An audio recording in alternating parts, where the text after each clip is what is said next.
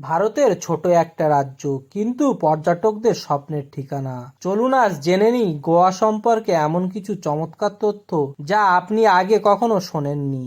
Number 1, ভারতের ক্ষুদ্রতম রাজ্য।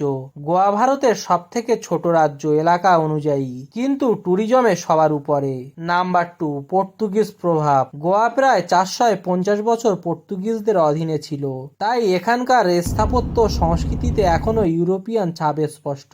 নাম্বার 3, ফেনি স্থানীয় পানীয়। ফেনি হলো গোয়ার জনপ্রিয় একটি লোকাল অ্যালকোহলিক ড্রিঙ্ক, যা কাজু বা নারকেল থেকে তৈরি হয়। নাম্বার 4, বিশ্বের দ্বিতীয় বৃহত্তম জলপ্রপাত ডুবসাগর।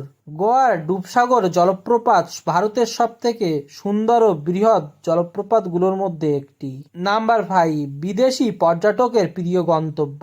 গোয়া প্রতি বছর লক্ষাধিক বিদেশি পর্যটককে আকর্ষণ করে, বিশেষত ইউরোপ ও রাশিয়া থেকে।